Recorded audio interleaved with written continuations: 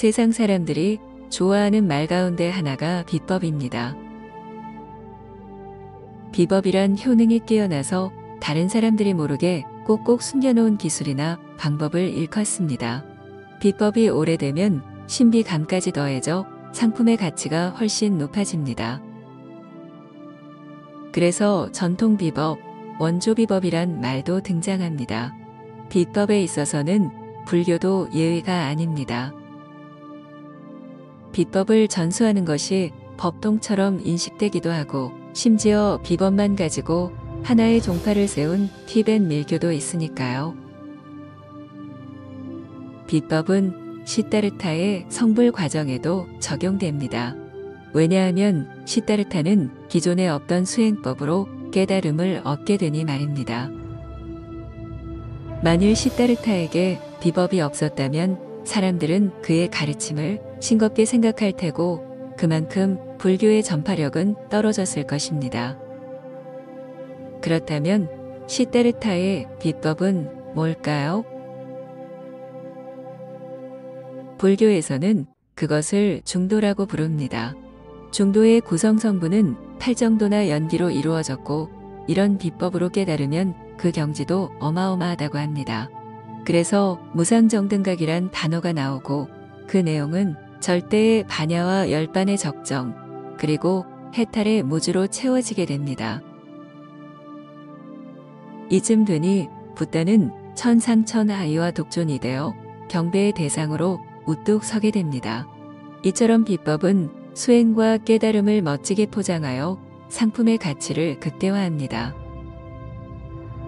그런데 정말 비법은 그만한 가치가 있는 것일까요?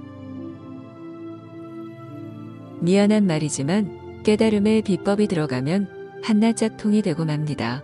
비법 자체가 동화 같은 상상력의 산물인 까닭입니다. 실존이라 일컫는 제1원인은 가장 단순합니다. 비유하자면 그림의 세계에서 도화지보다 단순한 게 없는 것과 같습니다. 도화지에 물감이 칠해지는 것처럼 제1원인이 점차 복잡해지면서 삼라만상이 창출됩니다.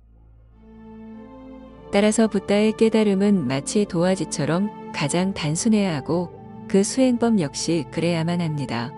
사람들이 좋아하는 오묘한 비법과는 정반대인 셈입니다. 시다르타는 어느 무엇에 의지하지 않고 그냥 깨달았습니다. 이것이 중도입니다. 여기서 가운데 중자는 치우침이 없다는 뜻으로 쓰였습니다. 모든 착을 놓아 버림으로써 순수 본연의 상태가 되었다는 의미입니다. 따라서 세존의 중도는 곧 그냥 있는 상태로 정의할 수 있고 깨닫고자 한다면 그냥 깨달으면 됩니다. 어떤 특별한 방법이 없기에 누구든지 마음만 먹으면 그 자리에서 깨달을 수 있습니다. 그런데 이렇게 말하면 대부분의 사람들은 말도 안 되는 소리라며 손사래를 칠 것입니다. 깨달음을 마음대로 이룰 수 있다면 세상에 부처 아닌 사람이 어디 있겠냐고 반문하겠지요. 그런데 거듭 말하지만 깨달음은 깨닫고자 하는 마음만 있으면 그 즉시 이루어집니다. 깨닫고자 하는 마음이 전혀 없어서 깨달음이 요원하게 된 것입니다. 세상엔 금강발원을 세우고 목숨을 바쳐가며 정진하는 수행자들이 셀 수 없이 많습니다. 하지만 진심으로 깨닫고자 하는 사람을 보기란 매우 어렵습니다. 과거를 거슬러 올라가도 마찬가지입니다. 문헌을 아무리 뒤져도 깨달으려는 마음을 지닌 수행자는 찾기 어렵습니다.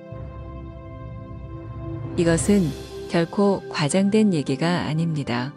물론 용수나 달마, 원효 같은 극소수의 수행자들은 예외겠지만 대부분의 수행자들은 죽을 때까지 단 한순간도 깨달음을 구하지 않습니다. 오늘날에 이르러서도 이런 사실엔 변함이 없습니다. 수행자들은 을에 참된 자아를 찾아 진리를 깨우치고 나아가 붓다가 되려고 합니다. 중생에서 붓다로 업그레이드 하려는 것입니다. 이렇게 자신의 존재 가치를 높이는 쪽으로 방향을 잡으면 깨달음과 역행합니다.